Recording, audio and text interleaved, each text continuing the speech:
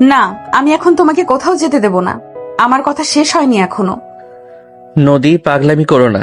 আমার সকাল 9টায় একটা ইমার্জেন্সি ওটি আছে, আমাকে বের হতে হবে। ওটি তো প্রতিদিনই থাকে, কিন্তু বউয়ের জন্য সময় কই তোমার? একদম দরজা থেকে ফিরে আসো বলছি। আচ্ছা বাবা, আসছি, কিন্তু মাত্র 2 মিনিট সময় দিলাম। এর বেশি 1 সেকেন্ডও দেরি করতে পারবো না। 2 মিনিট? আমি কি তোমার পেশেন্ট নাকি যে আমাকে টাইম স্লট দিচ্ছ? কাছে আসো। এই তো আসলাম। এবার বলো মহারানীর কি চাই? চোখ বন্ধ করো আগে। করলাম। এবার? একদম নড়বে না বলে দিলাম। আয়ান চোখ বন্ধ করে দাঁড়াতে নদী পায়ের আঙুলের উপর ভর দিয়ে উঁচু হয়ে দাঁড়ায়। আয়নের চওড়া কাঁধ খামচে ধরে নিজের নরম ঠোঁটজোড়া আয়নের ঠোঁটের উপর গভীর ভাবে ছুঁয়ে দেয়। আয়নের গম্ভীর মুখটা মুহূর্তেই নরম হয়ে আসে।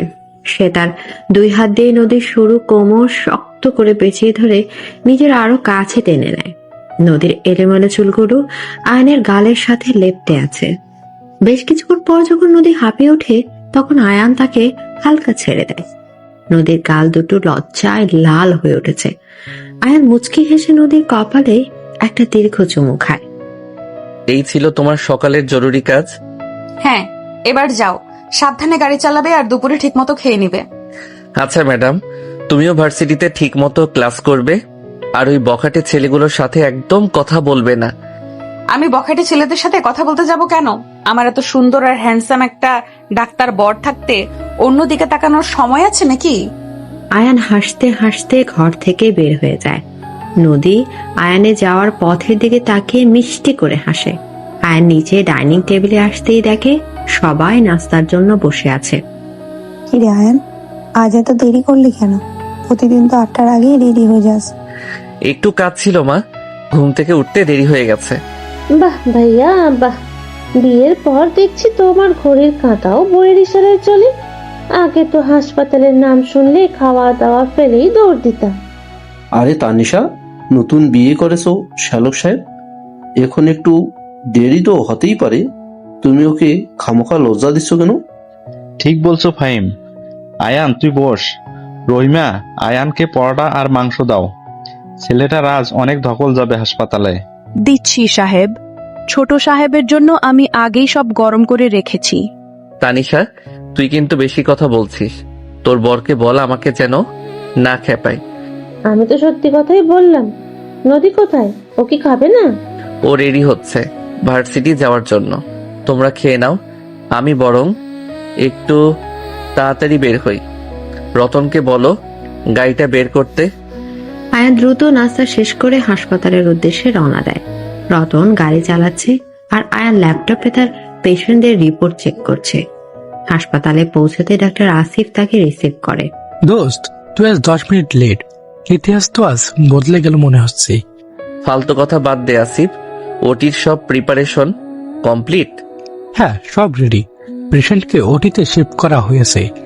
ডক্টর জামান স্যারও চলে এসেছেন। ঠিক আছে, চল। ঠিক সেই মুহূর্তে ডক্টর নোভা ফাইল হাতে তাদের সামনে এসে দাঁড়ালো। নোভার চোখে আয়ানের প্রতি এক ধরনের মুগ্ধতা স্পষ্ট, যা সে লুকানোর চেষ্টা করে না। Good morning doctor Ayaan. আপনার সকালের কফির ব্যবস্থা কি আমি করে রাখবো ওটি শেষ হওয়ার পর? Good morning doctor Nova. না ধন্যবাদ, আমি ওটি শেষ করে সোজা কেবিনে যাব। কফির দরকার নেই। কিন্তু স্যার, আপনি তো ওটির পর সবসময় কফি খান। নোভা, আয়ান এখন বিবাহিত মানুষ। ওর কপির হিসাব এখন আর বউ রাখে। তুমি বরং পেশেন্টের ফাইলে মন দাও। আসিফের কথায় নোভা কিছুটা অপ্রস্তুত হয়ে মাথা নেড়ে চলে যায়। আয়ান আসিফকে একটা ধমক দিয়ে ওটির দিকে এগিয়ে যায়। অন্যদিকে নদী রেডি হয়ে ভার্সিটিতে পৌঁছায়। ক্যাম্পাসের গেটেই সাদিয়া ওর জন্য অপেক্ষা করছিল। কিরে মহারানী, আজ এত দেরি কেন? তোর বর কি তোকে ছাড়তে চাইছিল না নাকি? তুইও শুরু করলি? এমনিতেই সকালে ওনাকে বিদায় দিতে গিয়ে লেট হয়ে গেছে। চল ক্লাসে যাই। হাই নদী, কেমন আছো? আজ তোমাকে শাড়িতে খুব সুন্দর লাগছে। আমি কেমন আছি সেটা দিয়ে তোমার কি দরকার অর্ক? আর আমাকে কেমন লাগছে সেটা দেখার জন্য আমার বর আছে। তুমি নিজের চরকায় তেল দাও। একদম ঠিক বলেছিস। চল নদী, ভীম ক্লাসে বসে আছে আমাদের জন্য। নদী আর সাদিয়া ক্লাসের দিকে এগিয়ে যায়। অর্ক কিছুটা অপমানিত বোধ করলেও নদীর দিকে তাকিয়ে থাকে। ক্লাসে ঢুকে নদী দেখে মিম একটা নোটবুক নিয়ে খুব ব্যস্ত। তোরা এসেছিস? দেখ তো এই অ্যাসাইনমেন্টটা ঠিক আছে কিনা, কালকের মধ্যে জমা দিতে হবে। দেখি। ঠিকই তো আছে। তুই এত টেনশন করিস কেন মিম? ভাই তোর মতো আমার তো আর বড় লোক ডাক্তার বর নেই যে ফেল করলেও বসে বসে খাওয়াবে। আমাকে পড়াশোনা করে নিজের পায়ে দাঁড়াতে হবে। আজে বাজে কথা বলবি না বলে দিলাম। আয়ন আমাকে কখনোই পড়াশোনা ছাড়তে বলবে না। সে আমাকে অনেক সাপোর্ট করে। সারাদিন ক্লাস আর বন্ধুদের সাথে আড্ডা দিয়ে নদীর দিনটা ভালোই কেটে যায়। বিকেলে বাসায় ফিরে সে দেখে বাড়ি একদম শান্ত। শফিক সাহেব আর রূপা বেগম গতকালই নিজেদের বাড়িতে ফিরে গেছেন। নদী হঠাৎ খুব একা লাগতে শুরু করে। সে আয়ানকে ফোন দেয়, কিন্তু আয়ান ফোন ধরে না। এই লোকটা এমন কেন? একটু ফোনটা ধরলে কি হয়? আমি কি সারাদিন ওর জন্য বসে থাকবো? অভিমানে নদীর চোখ ভিজে আসে। সে আয়নের শার্টটা বুকে জড়িয়ে ধরে বিছানায় শুয়ে থাকে। কখন যে ঘুমিয়ে পড়ে সে নিজেও জানে না। রাত প্রায় 9টার দিকে আয়ান বাসায় ফেরে। সারাদিনের ক্লান্তিতে তার শরীর ভেঙে আসছে। ঘরে ঢুকে সে দেখে নদী একটা ছোট্ট বাচ্চার মতো গুটিসুটি মেরে ঘুমিয়ে আছে। আয়নের ঠোঁটে একটা প্রশান্তির হাসি ফুটে ওঠে। সে নিজের টাইটটা খুলতে খুলতে নদীর পাশে বসে। নদী, এই পিচ্ছি, ওঠো। বিরক্ত করো না, যাও এখান থেকে। আচ্ছা বাবা, যাচ্ছি। আমি তো ভেবেছিলাম আমার বউটা আমার জন্য অপেক্ষা করে আছে। ঠিক আছে, আমি অন্য ঘরে গিয়ে ঘুমাই। একদম না। তুমি আমার ফোন ধরনে কেন দুপুরে? জানো আমি কত টেনশন করছিলাম। সরি জান, আমি পরপর 2টো মেজর অপারেশনে ছিলাম।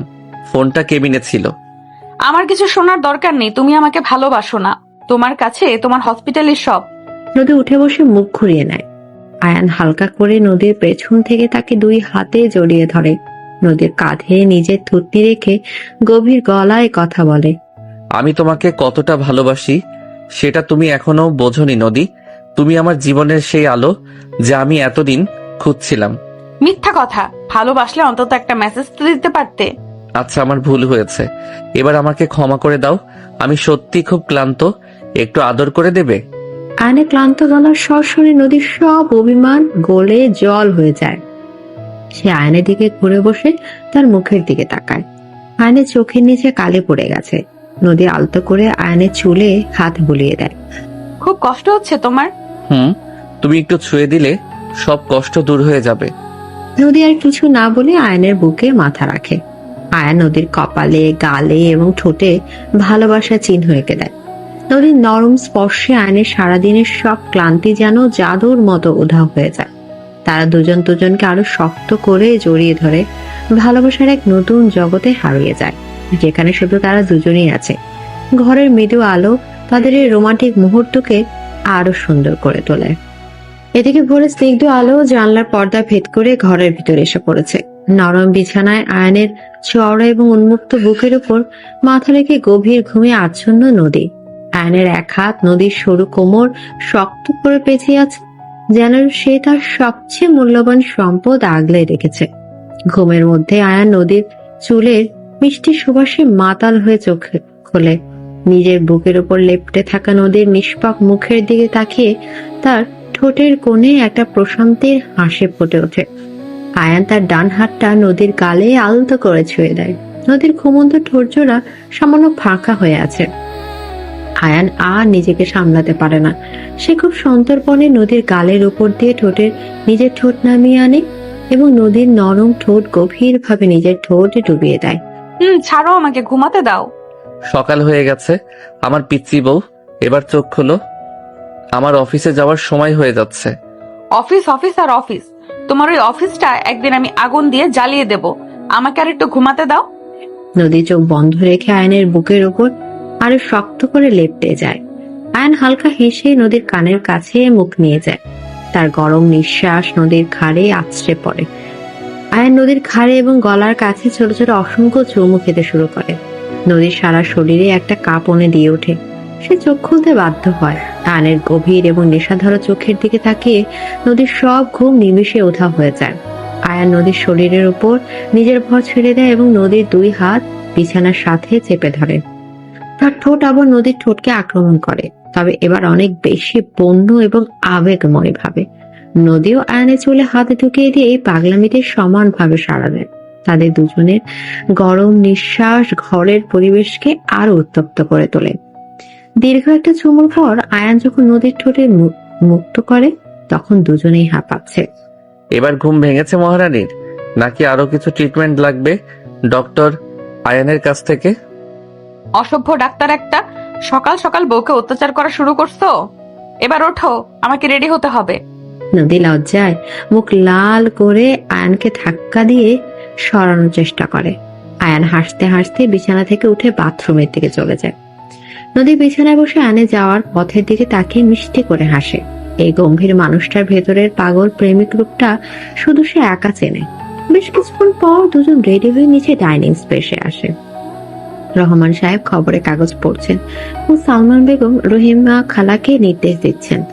রহিমা, আয়নের জন্য অমলেটটা একটু কড়া করে ভাজবি, আর নদীর জন্য দুধ গরম করেছিস? জি খালাম্মা, সব রেডি, আমি টেবিলে দিচ্ছি। আয়ান, কাল রাতে ফিরতে এত দেরি হলো কেন তোর? শরীর তো খারাপ হয়ে যাবে এভাবে খাটলে। বাবা, কাল দুটো ক্রিটিক্যাল সার্জারি ছিল। ডক্টর জামান স্যার একা পারছিলেন না, তাই আমাকে থাকতে হলো। বাবা, আপনি ওকে একটু বকে দিন তো, নিজের শরীরের দিকে একদম খেয়াল রাখে না। কাল রাতে যখন বাসায় ফিরেছে মনে হচ্ছিল কি ওর সব রক্ত শুষে নিয়েছে। ঠিক সেই সময় তানিশা আর ফাহিম হাসতে হাসতে ডাইনিং রুমে প্রবেশ করে। তানিশা নদীর পাশে বসে পড়ে আর ফাহিম আয়নের উল্টো দিকে বসে।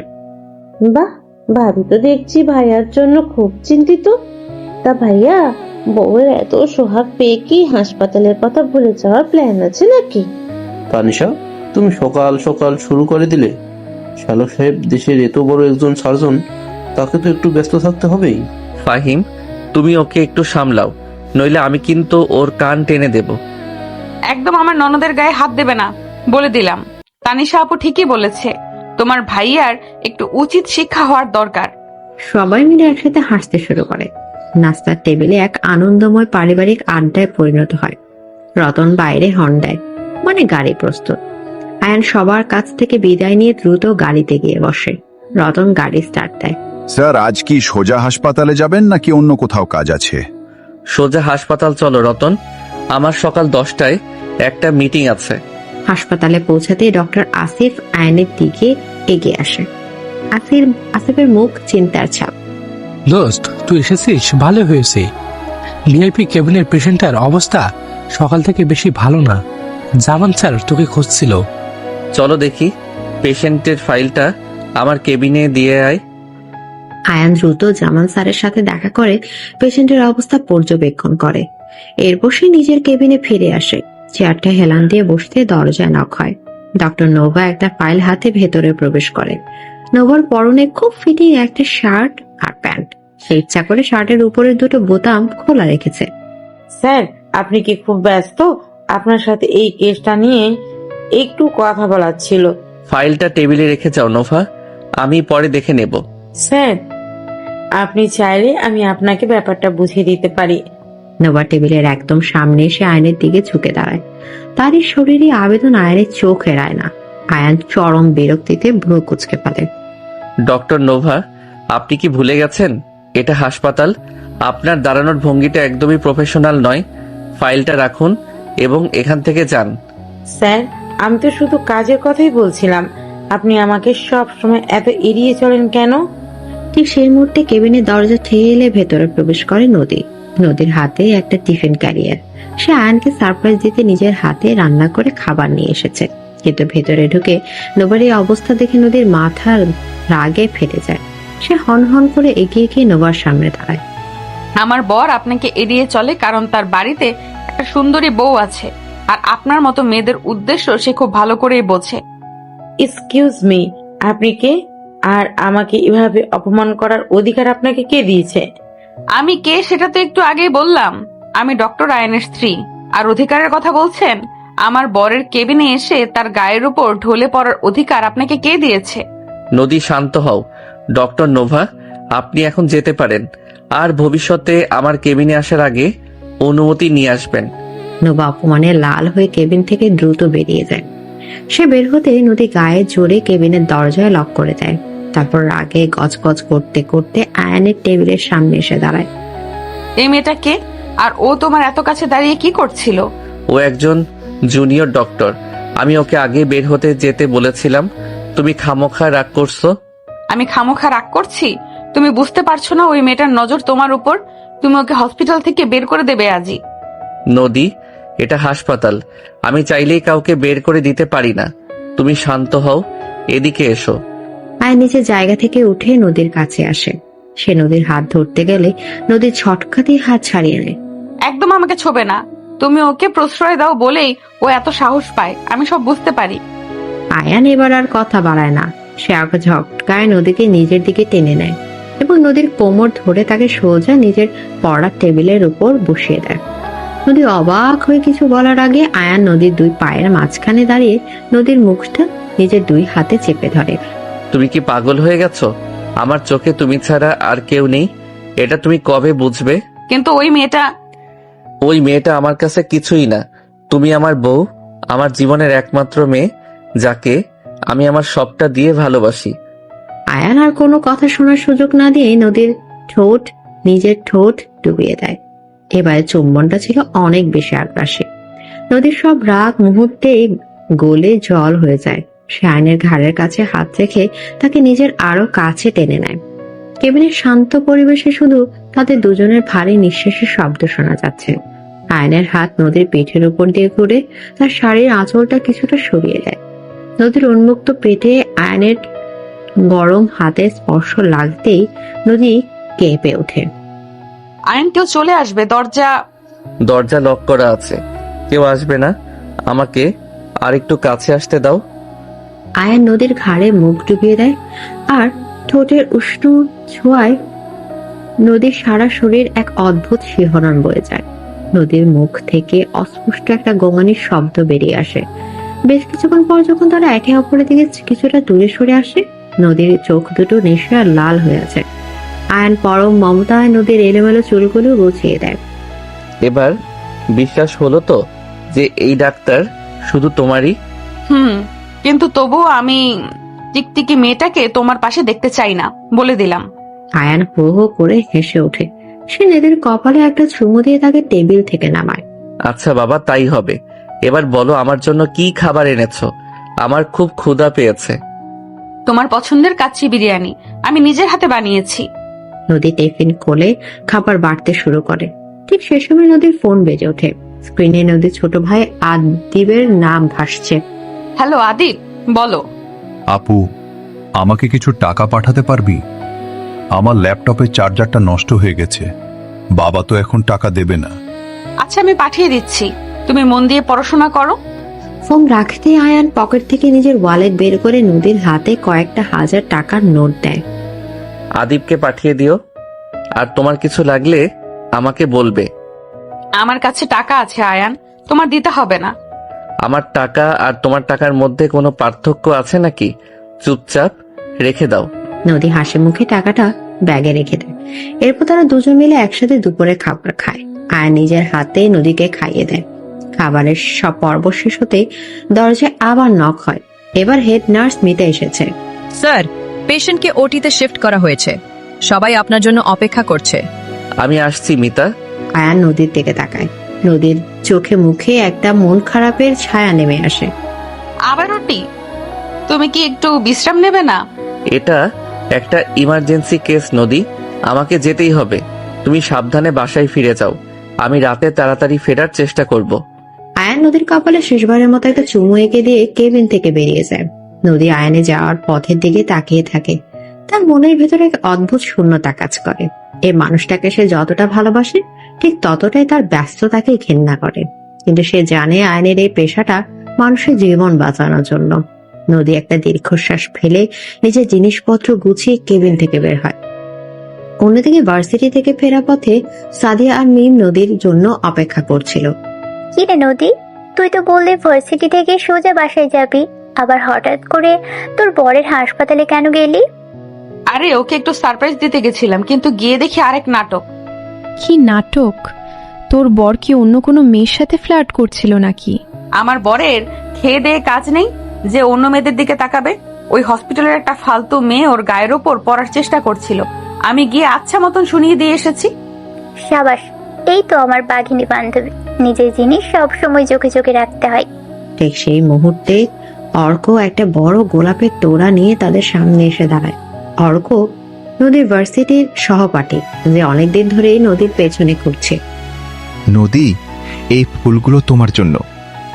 আমি জানি তুমি বিবাহিত, কিন্তু আমি আমার অনুভূতিগুলোকে আটকে রাখতে পারছি না।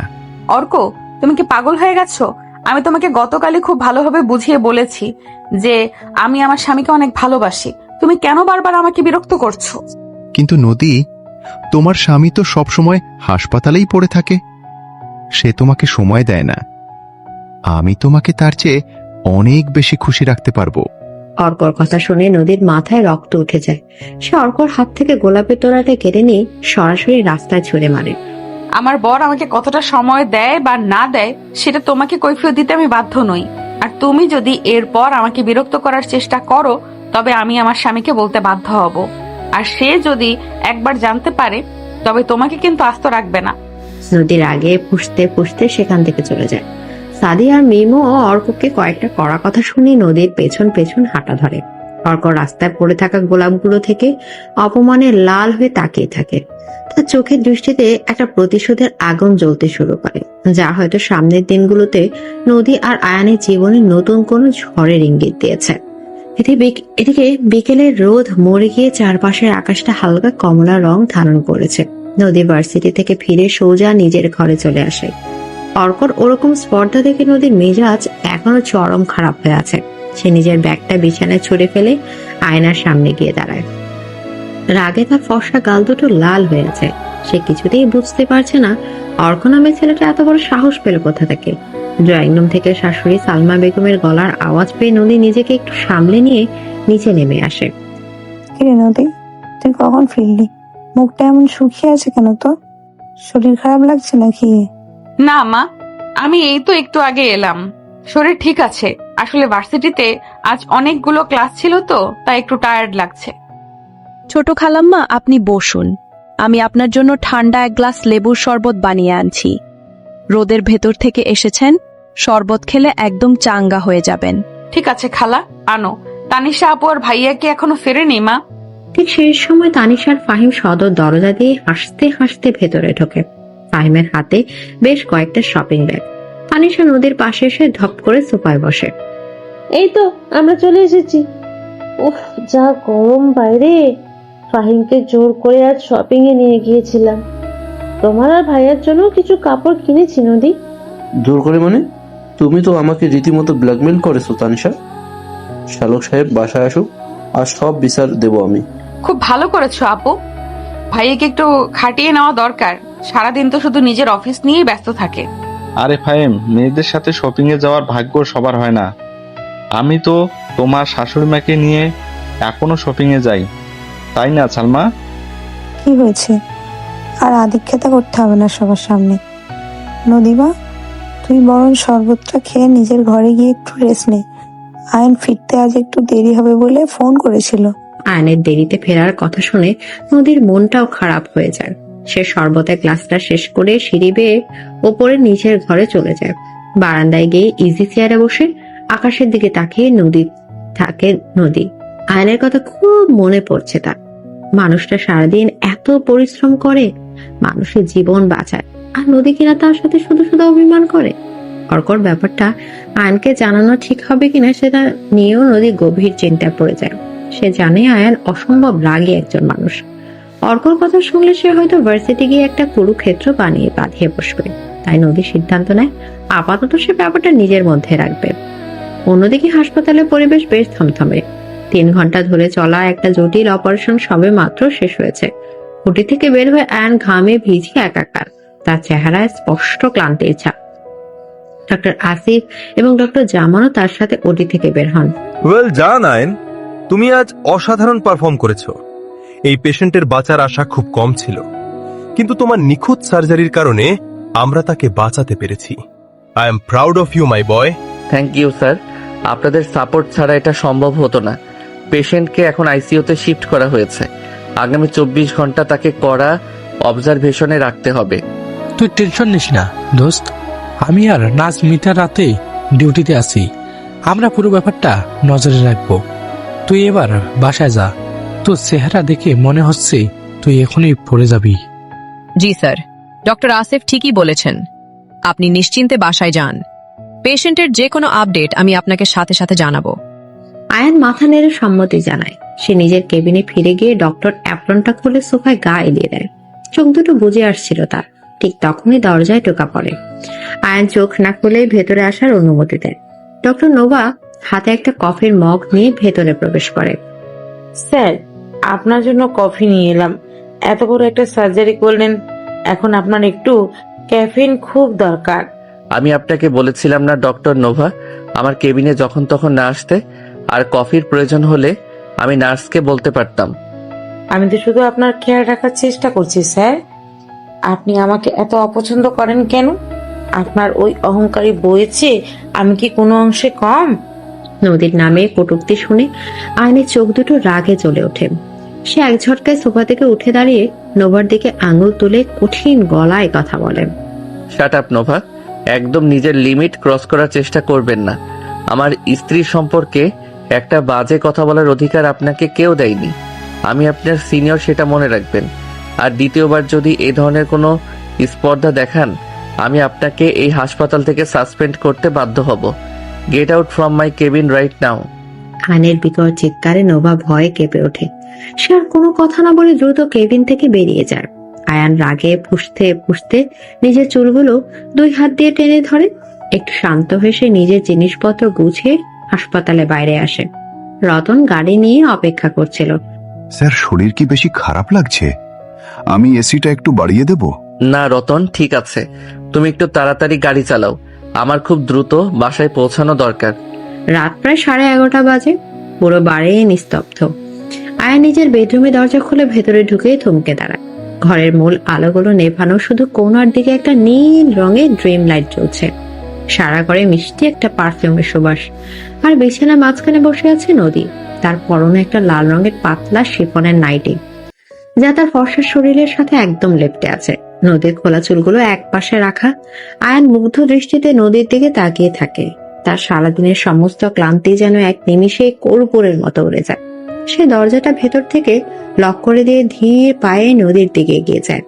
এত দেরি হলো কেন তোমার? আমি সেই কখন থেকে তোমার জন্য সেজেগুজে বসে আছি। একটা মেজর অপারেশন ছিল জান, শেষ করতে করতে দেরি হয়ে গেল। কিন্তু তুমি এত রাতে এভাবে সেজে বসে আছো কেন? আমাকে পাগল করার প্ল্যান করেছো নাকি? হ্যাঁ করেছি। আমার বরকে আমি পাগল করব না তো কে করবে? কাছে আসো।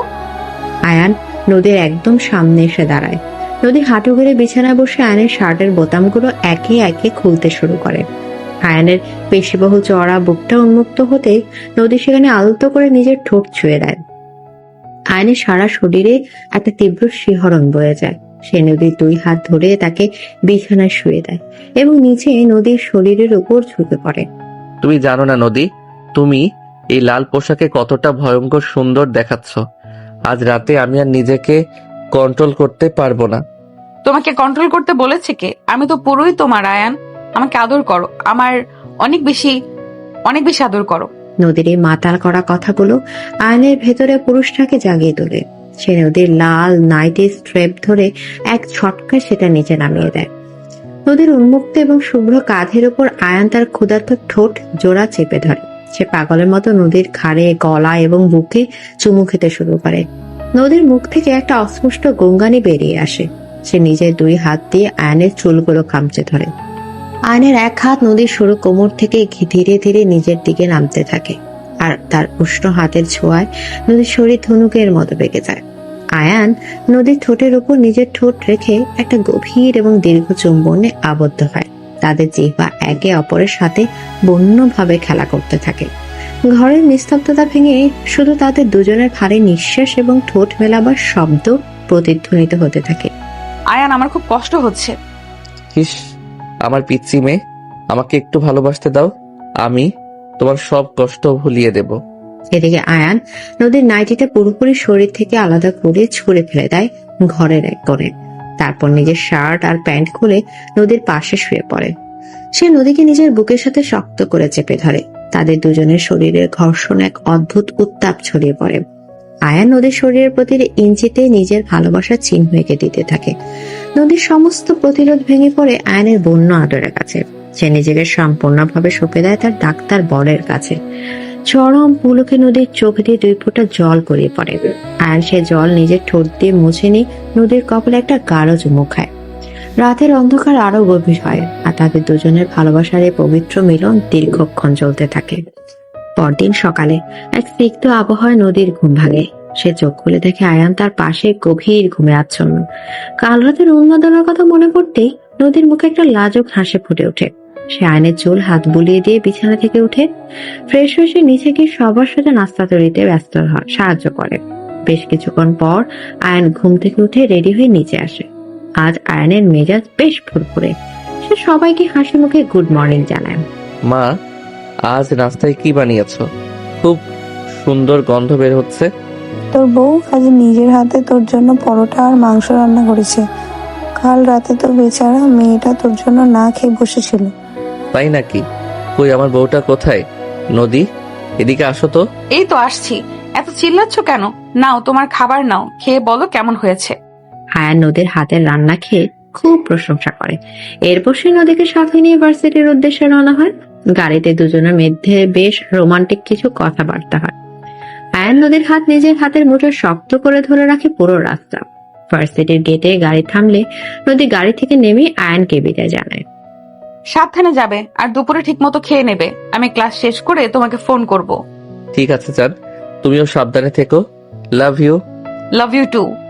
আয়ানের গাড়ি দৃষ্টিসীমার বাইরে চলে যাওয়ার পর নদী ভার্সিটির ভেতর ঢুকতে শুরু করে। ঠিক সেই মুহূর্তে হঠাৎ করে কেউ একজন নদীর হাত শক্ত করে চেপে ধরে। নদী চমকে উঠে পেছনে তাকিয়ে দেখে অর্কর চোখ দুটো জবা ফুলের মতো লাল হয়ে আছে, আর তার মুখ থেকে মদের উৎকট গন্ধ বের হচ্ছে। ছাড়ো আমার হাত, অসভ্য ছেলে। তুমি এখানে কি করছো? আর এত সকালে মদ খেয়ে এসেছো কেন? আমি তোমাকে ভালোবাসি নদী।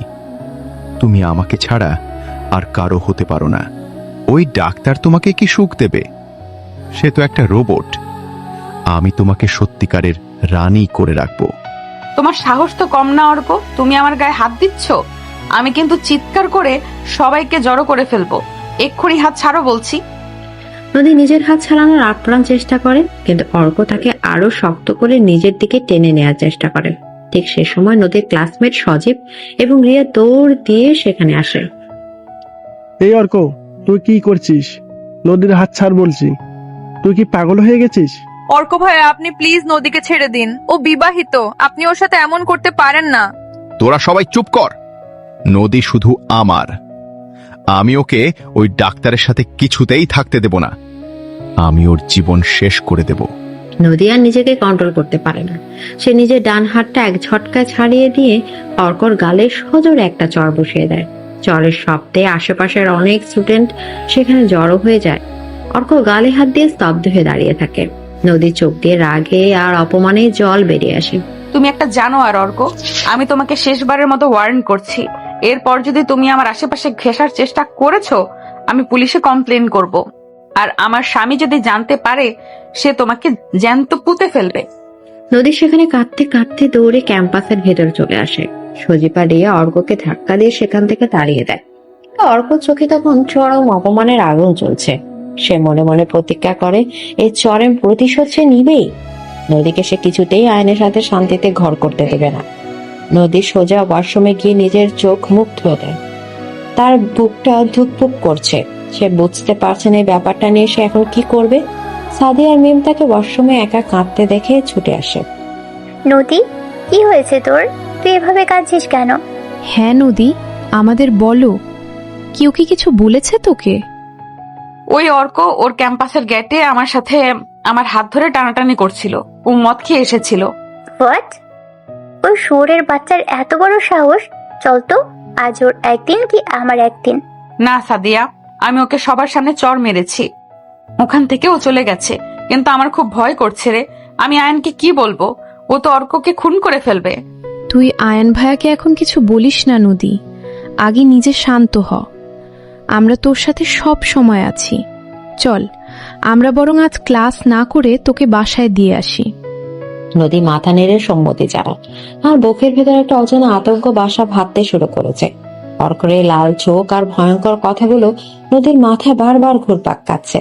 সে জানে না সামনের দিনগুলোতে তার আর আয়নের সুন্দর জীবনের পর কি ভয়ানক ঝড় ধেয়ে আসছে। দুপুর গড়িয়ে বিকেল হতে চলেছে। সাদিয়া মিম নদীকে নিয়ে সোজা তার বাড়ির সামনে এসে দাঁড়ায়। নদীর পুরো শরীর এখনো থরথর করে কাঁপছে। কর্কশে লাল রক্তবর্ণ চোখ আর মদের উৎকট গন্ধটা যেন এখনো নদীর নাকের কাছে ভাসছে। ভয়, অপমান আর অজানা আশঙ্কা নদীর মুখটা ফ্যাকাশে হয়ে গেছে। সাদিয়া নদীর হাতটা শক্ত করে ধরে তাকে সাহস দেওয়ার চেষ্টা করে। নদী, তুই একদম ভয় পাবি না, আমরা তো আছি। তুই সোজা ঘরে গিয়ে রেস্ট নে, আর আয়ন ভাইয়াকে সব খুলে বলবি, উনি সব ঠিক করে দিবেন। একদম ঠিক, তুই একা একাই টেনশন নিবি না। আয়ন ভাইয়া তোর স্বামী, তার অধিকার আছে এসব জানার। তুই যা, ভেতরে যা। তোরা আমার সাথে এত দূর এলি, তোদের অনেক কষ্ট দিলাম। আমি আয়নকে কি বলবো বুঝতে পারছি না। ওই যদি রেগে গিয়ে কোনো অঘটন ঘটিয়ে ফেলে? অঘটন তো ওই শুয়োরের বাচ্চা অর্কর সাথে ঘটা উচিত। তুই ভিতরে যা, আমরা কাল সকালে আবার আসবো। নদী ভারী পায়ে বাড়ির মূল ফটক দিয়ে ভেতরে প্রবেশ করে। ড্রয়িং রুমে সালমা বেগম আর তানিশা বসে টিভি দেখছিলেন। নদীর উস্কো খুস্কো চুল আর ফ্যাকাশে মুখ দেখে সালমা বেগম চিন্তিত হয়ে বসা থেকে উঠে দাঁড়ান। কি রে নদীমা, তোর কি হয়েছে? মুখটা এমন শুকিয়ে আছে কেন? শরীর খারাপ লাগছে? ভাবি, তোমার চোখ দুটো এত লাল কেন? তুমি কি কাঁদছিলে? ভাইয়ের সাথে কোনো ঝামেলা হয়েছে নাকি? না মা, শরীরটা একটু খারাপ লাগছে, মাথাটা খুব ব্যথা করছে। রোদে হয়তো প্রেশার ফল করেছে। আমি একটু আমার ঘরে গিয়ে শুয়ে থাকবো, আপনারা চিন্তা করবেন না। আচ্ছা মা, তুই গিয়ে শো। আমি রহিমাকে দিয়ে তোর জন্য ডাবের জল পাঠিয়ে দিচ্ছি। তানিশা, তুই ওর সাথে যা তো। না না আপু, তোমার আসতে হবে না, আমি একাই যেতে পারবো। নদী প্রায় দৌড়ে সিঁড়ি বেয়ে উপরে উঠে নিজের ঘরের দরজা ভেতর থেকে আটকে দেয়। দরজা বন্ধ করে সে ফ্লোরে বসে পড়ে এবং তার দু চোখ বেয়ে অঝরে জল নামতে থাকে। অর্ক স্পর্ধা দেখে সে যতটা না ভয় পেয়েছে, তার চেয়ে বেশি ভয় পাচ্ছে আয়ানের রিয়াকশন ভেবে। আয়ান তাকে নিজের প্রাণের চেয়েও বেশি ভালোবাসে। নদীর পায়ে কে ফুলের টোকা দিক, সেটাও আয়ান সহ্য করতে পারে না। সেখানে বখাটে ছেলেটা নদীর হাত ধরে টানাটানি করেছে। নদী বিছানায় উঠে মুখ গুজে কাঁদতে থাকে। অন্যদিকে হাসপাতালের পরিবেশ আজ বেশ শান্ত। আয়ান নিজের কেবিনে বসে পেশেন্টদের ফাইল দেখছিল, কিন্তু কোনো এক অজানা কারণে তার মনটা খুব উসখুস করছে। বুকের ভেতরটা কেমন যেন ফাঁকা লাগছে। বারবার নদীর হাসি মুখটা তার চোখের সামনে ভেসে আসছে। সে ঘড়ির দিকে তাকায়। বিকেল 4টা বাজে। নদীর তো এতক্ষণ বাসায় ফিরে যাওয়ার কথা। আয়ান মোবাইলটা হাতে নিয়ে নদীকে কল করে, কিন্তু নদীর ফোন বন্ধ। আয়ানের কপালে চিন্তার ভাঁজ পড়ে। ঠিক তখনই ডক্টর আসিফ কেবিনে প্রবেশ করে। দোস্ত চল চা খেয়ে আসি, আজ তো তেমন প্রেশার নেই। আসিফ, আমার ভেতরটা কেমন যেন করছে রে। নদীর ফোন বন্ধ কেন বুঝতে পারছি না। ও তো ভার্সিটি থেকে ফিরে আমাকে সব সময় কল করে, আজ কোনো খবর নেই। আরে টেনশন করিস না, হয়তো ফোনে চার্জ নেই বা ঘুমিয়ে পড়েছে। তুই খামোখা প্যানিক করছিস। না আসিফ, আমার মন বলছে কিছু একটা ঠিক নেই। আমি এখনই বাসায় যাব। তুই ডক্টর জামান স্যারকে একটু ম্যানেজ করে নিস। কোনো ইমার্জেন্সি হলে আমাকে কল করবি। আচ্ছা ঠিক আছে, তুই যা, সাবধানে ড্রাইভ করিস। আয়ান দ্রুত নিজের অ্যাপ্রন খুলে কেবিন থেকে বেরিয়ে আসে। রতনকে গাড়ি বের করতে বলে সে প্রায় দৌড়ে পার্কিং এ পৌঁছে। পুরো রাস্তা আয়ান বারবার নদীকে ট্রাই করে, কিন্তু ফোন বন্ধই পায়। তার বুকের ধুকপুকানি বাড়তে থাকে। মাত্র আধা ঘন্টার মধ্যে গাড়ি বাড়ির পার্কিং এ এসে থামে।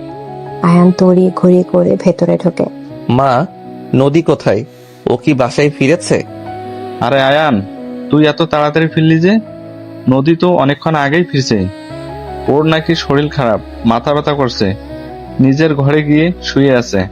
হ্যাঁ রে আয়ান, মেয়েটার মুখ একদম ফ্যাকাশে হয়েছিল। আমি রহিমাকে দিয়ে খাবার পাঠিয়েছিলাম, ও সেটাও খায়নি। তুই একটু গিয়ে দেখ তো। আয়ান আর এক মুহূর্ত দাঁড়ায় না।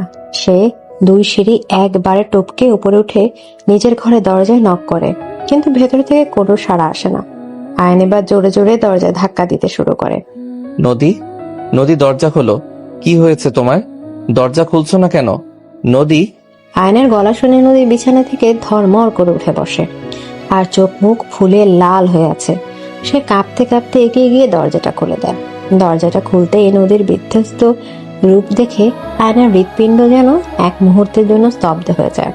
সে ঝড়ের বেগে ঘরের ভেতর ঢুকে দরজাটা আটকে দেয়। নদী আর নিজেকে ধরে রাখতে পারে না। সে ঝাঁপিয়ে পড়ে আয়নের বুকে, দুই হাত দিয়ে আয়নের শার্ট শক্ত করে খামচে ধরে ডুকরে কেঁদে ওঠে।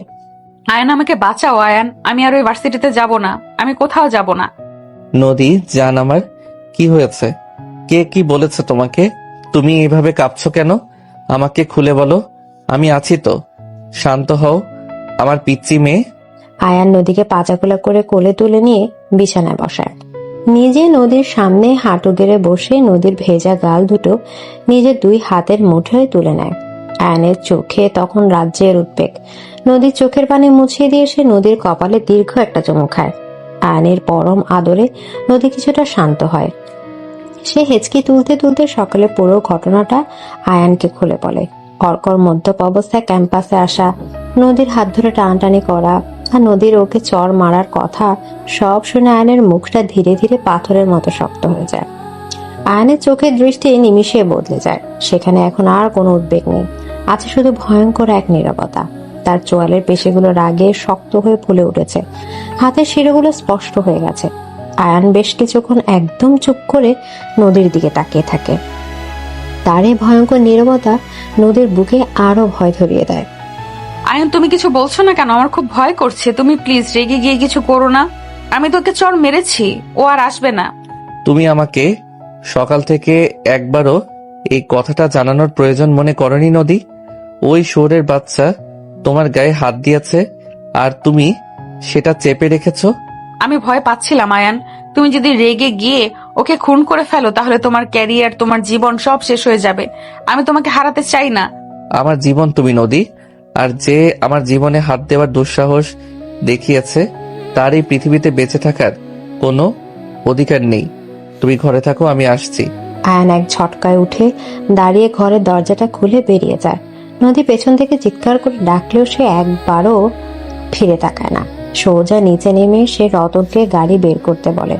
গাড়ির স্টিয়ারিং হুইল রতনের হাত থেকে নিজে নিয়ে পাগলের মতো গাড়ি চালাতে শুরু করে। গন্তব্য নদীর ভার্সিটি। গাড়ির গতি দেখে রাস্তার অন্য গাড়িগুলো ভয়ে সাইড দিচ্ছে। আয়ান নিজের ফোন থেকে ডক্টর আসিফকে কল করে। আসিফ, তুই এখনই মিরপুরের এসপি রিয়াদকে ফোন কর। ওকে বল ওর টিম নিয়ে নদীর ভার্সিটির ক্যাম্পাসে আসতে। আমি 5 মিনিটের মধ্যে পৌঁছাচ্ছি। দোস্ত, কি হয়েছে? তুই এত হাইপার কেন? নদীর কিছু হয়নি তো? যা বললাম তাই কর আসিফ। আজ ওই ক্যাম্পাসে একটা লাশ পড়বে। আয়ান ফোনটা ড্যাশবোর্ডে ছুঁড়ে মারে। ঠিক 10 মিনিটের মাথায় আয়নের গাড়ি একটা বিকট শব্দ করে ভার্সিটির মেন গেটের সামনে থামে।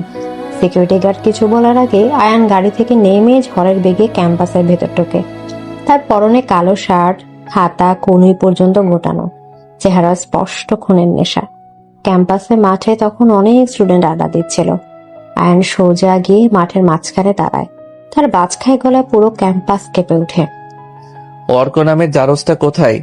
2 মিনিটের মধ্যে ওকে আমার সামনে এনে দাঁড় করাও, নইলে আমি পুরো ক্যাম্পাস জ্বালিয়ে দেব। আয়নের ভয়ঙ্কর রূপ আর গলার আওয়াজে সবাই থমকে যায়। সজীবারই আয়ানকে চিনে ফেলে। তারা দৌড় দিয়ে আয়নের কাছে আসে। আয়ান ভাইয়া, আপনি শান্ত হন। অর্ক ক্যাম্পাসের পেছনের ক্যান্টিনে আছে, ওর সাথে কিছু বোকাটে ছেলেও আছে।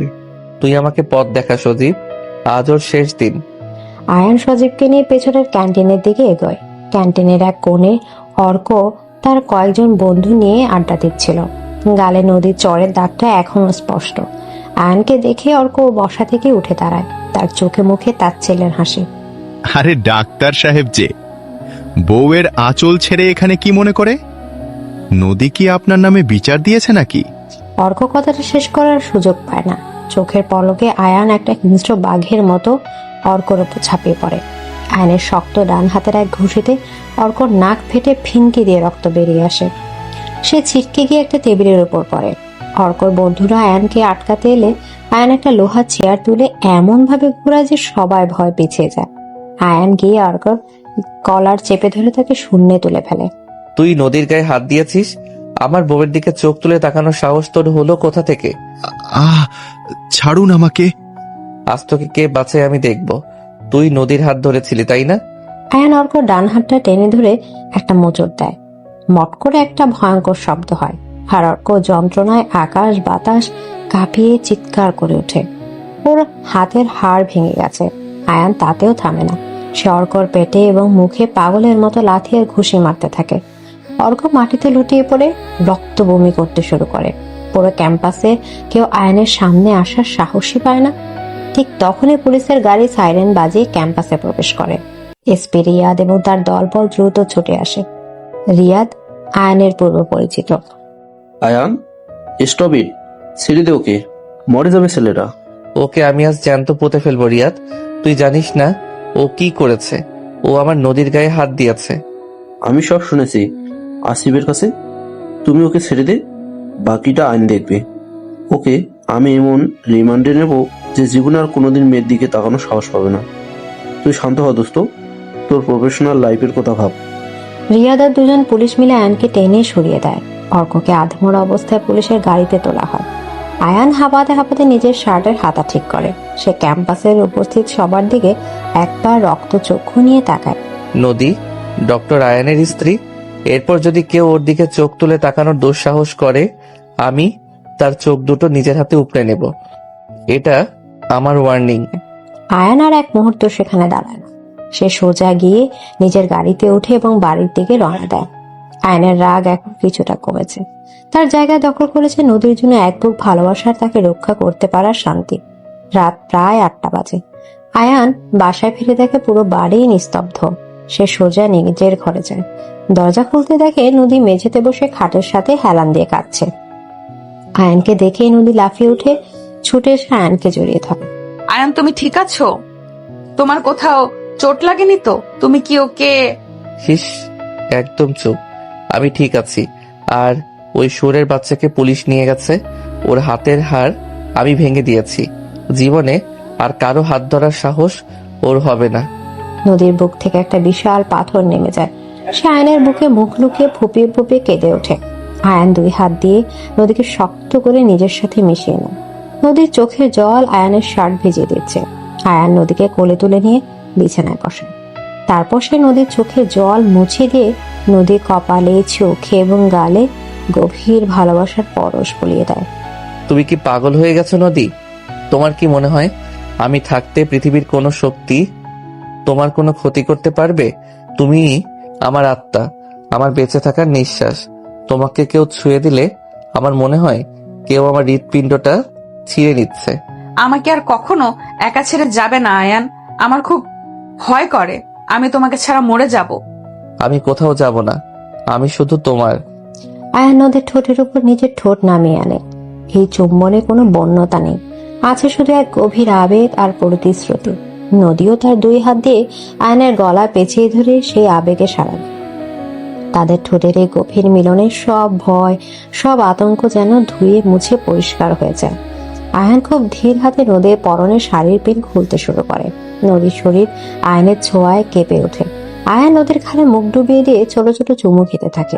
তার চরম নিঃশ্বাস নদীর উন্মুক্ত পিঠে আছড়ে পড়তে নদীর মুখ থেকে একটা মিষ্টি গোঙানি বেরিয়ে আসে।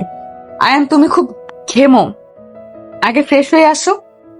না, আমি এখন কোথাও যাব না। আমার এখন শুধু আমার বউকে চাই। তুমি জানো আজ আমার কতটা ভয় করছিল, তোমাকে হারানোর ভয়।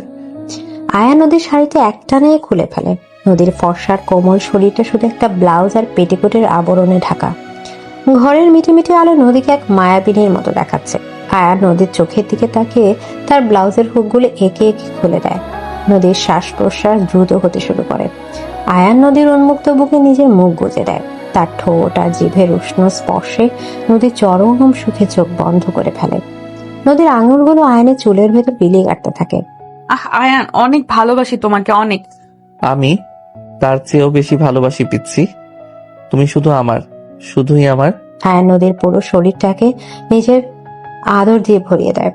তার চুম্বনের গভীরতা নদীর শরীরের প্রতিটি ইঙ্গিতে এক নতুন শিহরণ জাগিয়ে তোলে। আয়া নিজের শার্ট আর প্যান্ট খুলে দূরে ছুড়ে ফেলে। সে নদীর শরীরের উপর সম্পূর্ণভাবে নিজেকে সঁপে দেয়। তাদের দুজনের শরীরে পবিত্র আর আবেগময় মিলনে ঘরের চারপাশ যেন এক স্বর্গীয় রূপ ধারণ করে। বাহিরের পৃথিবীর সব কোলাহল, সব বিপদ থেকে অনেক দূরে শুধু তারা দুজন একে অপরের মাঝে হারিয়ে যায়। ভালোবাসার এই চরম পুলকে নদীর চোখ দিয়ে আবার জল গড়িয়ে পড়ে। তবে এটা ভয়ের নয়, এটা নির্ভরতার আর পরম শান্তির জল। আয়ান পরম মমতায় সেই জল মুছে দিয়ে নদীকে নিজের বুকের সাথে একদম আঠার মতো লাগিয়ে রাখে। সারা রাত ধরে তাদের এই ভালোবাসার কাব্য চলতে থাকে, যা তাদের সম্পর্ককে আরো তোলে, আরো গভীর এবং অবিচ্ছেদ্য। ভোরের সোনালি আলো জানালার ভারী পর্দা ভেদ করে ঘরের ভেতর উকি দিচ্ছে। নরম বিছানায় সম্পূর্ণ নগ্ন আয়ানের চওড়া বুকের উপর মুখ গুজে গভীর ঘুমে আচ্ছন্ন নদী। কাল রাতের বন্য এবং সীমাহীন ভালোবাসার পর নদীর শরীরে এক অদ্ভুত প্রশান্তি বিরাজ করছে। আয়নের একটা শক্ত হাত নদীর অনাবৃত মসৃণ পিঠের উপর রাখা, আর অন্য হাতটা নদীর চুলে বিলে কাটছে। আয়ন অনেকক্ষণ আগেই জেগে উঠেছে। সে মুগ্ধ দৃষ্টিতে তার বুকের উপর লেপ্টে থাকা নদীর নিষ্পাপ মুখের দিকে তাকিয়ে আছে। নদীর ঘুমন্ত ঠোঁটজোড়া সামান্য ফাঁকা হয়ে আছে, আর তার প্রতিটা নিঃশ্বাস আয়নের বুকে আছড়ে পড়ছে। আয়ন আর নিজেকে সামলাতে পারে না। সে খুব সন্তর্পণে নদীর থুতনি ধরে মুখটা সামান্য উপরে তুলে নদীর নরম ঠোঁটে নিজের ঠোঁট ডুবিয়ে দেয়। আয়ান, ঘুমাতে দাও না। সারা রাত তো আমাকে একটুও ঘুমাতে দাওনি, এখন আবার শুরু করেছো? আমার পিচ্ছি বউটার আদর তো আমার কখনো শেষ হবে না। চোখ খোলো, সকাল সুন্দর হয়ে গেছে। আজ থেকে আমাদের নতুন একটা সুন্দর জীবন শুরু। নদী চোখ না খুলে আয়নের বুকের উপর আরো শক্ত করে লেপটে যায়। আয়ন হালকা হেসে নদীর ঘাড়ে এবং গলার কাছে ছোট ছোট অসংখ্য চুমু খেতে শুরু করে। তার উষ্ণ ঠোঁটের স্পর্শে নদীর সারা শরীরে একটা কাঁপুনি দিয়ে ওঠে। সে চোখ খুলতে বাধ্য হয়। আয়নের গভীর এবং নেশাধরা চোখের দিকে তাকিয়ে নদীর সব ক্লান্তি নিমিষে উধাও হয়ে যায়। আয়ান নদীর শরীরের উপর নিজের ভর ছেড়ে দেয়। তার ঠোঁট আবার নদীর ঠোঁটকে আক্রমণ করে, তবে এবার অনেক বেশি আবেগময় ভাবে। নদীও আয়নের চুলে হাত ঢুকিয়ে দিয়ে এই আদরের সমানভাবে সাড়া দেয়। তাদের দুজনের গরম নিঃশ্বাস ঘরের শান্ত পরিবেশকে আবার উত্তপ্ত করে তোলে। দীর্ঘ একটা চুমুর পর আয়ান যখন নদীর ঠোঁট মুক্ত করে, তখন দুজনই হাঁপাচ্ছে। নদীর ঠোঁট দুটো লজ্জায় আর ভালোবাসায় চকচক করছে। তুমি একটা আস্ত পাগল ডাক্তার। কালকে তুমি যেভাবে ওই বখাটেটাকে মারলে, আমার তো ভয়ে আত্মা শুকিয়ে গেছিল। কিন্তু সত্যি বলতে আমার জীবনের সবচেয়ে নিরাপদ জায়গা হলো তোমার এই বুকটা। আমি তোমাকে অনেক ভালোবাসি আয়ান। আর আমি তোমাকে আমার জীবনের চেয়েও বেশি ভালোবাসি। তোমার গায়ে একটা আঁচড় লাগলেও আমি এই পৃথিবী ধ্বংস করে দেব। ওই অর্ক এখন জেলের ভাত খাচ্ছে, আর জীবনেও সে কোনো মেয়ের দিকে তাকানোর সাহস পাবে না। তুমি একদম নিশ্চিন্তে থাকবে। এবার ওঠো, ফ্রেশ হয়ে নিচে চলো, সবাই আমাদের জন্য অপেক্ষা করছে। নদী লজ্জা মুখ লাল করে আয়নের বুক থেকে উঠে বাথরুমের দিকে দৌড়ে পালায়। আয়ন বিছানায় বসে নদী যাওয়ার পথের দিকে তাকিয়ে মিষ্টি করে হাসে। বেশ কিছুক্ষণ পর দুজন রেডি হয়ে নিচে ডাইনিং স্পেসে আসে। রহমান সাহেব খবরের কাগজ পড়ছেন। সালমা বেগম চায়ের কাপ হাতে বসে আছেন। তানিশা আর ফাহিম নিজেদের মধ্যে হাসাহাসি করছে। রহিমা খালা টেবিলে গরম খাবার সাজিয়ে দিচ্ছে। আয়ান, তুই এসেছিস? কাল রাতে এসপি রিয়াদ আমাকে ফোন করছিল। ও আমাকে পুরো ঘটনা খুলে বলছে। তুই যে কাজটা করছিস একজন স্বামী হিসেবে সেটা একদম ঠিক ছিল। আমি তোর জন্য গর্বিত। কিন্তু বাবা, তুই তো নিজের বিপদ ডেকে আনতে পারতিস। নদীমা, তুই ঠিক আছিস তো? কাল থেকে তোর মুখটা শুকিয়ে ছিল, এখন তো দেখছি বেশ ফুরফুরে লাগছে। জি মা, আমি এখন একদম ঠিক আছি। আয়ান থাকতে আমার কোনো ভয় নেই। ও আমাকে অনেক সাহস দিয়েছে। বাহ ভাবি, ভাইয়া তো দেখছি একদম অ্যাকশন হিরো হয়ে গেছে তোমার জন্য। ফাহিম, তুমি কি আমার জন্য কখনো এমন গুন্ডা পেটাতে পারবে? তানিশা, আমি গুন্ডা পেটাতে গেলে আমাকে উল্টো হাসপাতালে ভর্তি হতে হবে। শ্যালক সাহেবের গায়ে যে জোর, সেটা আমার নেই বাবা। আমি তোমাকে এমনিতেই অনেক ভালোবাসতে পারবো। ছোট খালাম্মা, আপনি এই গরম পরোটা আর কলিজা ভুনাটা খান। কাল রাতে তো কিছুই মুখে দেননি, এখন পেট ভরে খান। সবাই মিলে একসাথে হাসতে শুরু করে। নাস্তার টেবিলটা এক আনন্দময় পারিবারিক আড্ডায় পরিণত হয়। খাওয়া শেষ হতেই বাইরে থেকে রতন গাড়ির হর্ন দেয়। স্যার, গাড়ি রেডি। আপনার কি আজ হাসপাতালে যেতে দেরি হবে? না রতন, আমি আসছি। নদী, তুমি রেডি হয়ে নাও। আমি তোমাকে আজ ভার্সিটিতে ড্রপ করে তারপর হাসপাতালে যাব। আয়ান আর নদী একসাথে বাড়ি থেকে বের হয়। গাড়িতে পুরোটা রাস্তা আয়ান নদীর হাত নিজের হাতের মুঠোয় শক্ত করে ধরে রাখে। ভার্সিটির গেটে পৌঁছাতে নদী দেখে তার বন্ধুরা অপেক্ষা করছে। আয়ান নদীকে বিদায় জানিয়ে হাসপাতালের দিকে রওনা হয়। হাসপাতালে পৌঁছাতে ডক্টর আসিফ তাকে রিসিভ করে। দোস্ত, তুই তো পুরো হিরো হয়ে গেছিস। এমপি রিয়েত সকালে ফোন করেছিল, অর্ক নাকি ব্যথায় সারা রাত লকাবে চিল্লাপাল্লা করছে। ওর বাবা এসে অনেক মাপ চেয়েছে, কিন্তু রিয়াদ ওকে ছাড়েনি। ওর নামে শক্ত মামলা হয়েছে। এটাই ওর প্রাপ্য ছিল আসিফ। আমার নদীর দিকে চোখ তুলে তাকানোর শাস্তি ওকে পেতেই হতো। চল, রাউন্ডে যেতে হবে। ঠিক সেই সময় নার্স মিতা আর ডক্টর জামান সেখানে আসেন। ডক্টর জামানের মুখে একটা তৃপ্তির হাসি। আয়ন, কালকের ঘটনার কথা শুনলাম। তুমি তোমার স্ত্রীর সম্মান রক্ষার্থে যা করেছ, আমি তাকে সমর্থন করি। তবে নিজের রাগের উপর একটু নিয়ন্ত্রণ রেখো মাই বয়। তুমি এই হাসপাতালের সেরা সার্জন। তোমার হাত দিয়ে অনেক মানুষের জীবন বাঁচে। স্যার, আপনি একদম ঠিক কাজ করেছেন। ওই বখাটে ছেলেদের এভাবেই শিক্ষা দেওয়া উচিত। আয়ান ডক্টর জামানকে ধন্যবাদ জানিয়ে নিজের কেবিনের দিকে এগোয়। কেবিনে ঢুকতেই সে দেখে ডক্টর নোভা একটা খাম হাতে দাঁড়িয়ে আছে। নোভার চোখে মুখে আজ আর কোনো অহংকার বা শরীরে আবেদন নেই, বরং আছে চরম অপমানবোধ। স্যার, আমি ভেতরে আসতে পারি? আসুন ডক্টর নোভা, বলুন কি দরকার?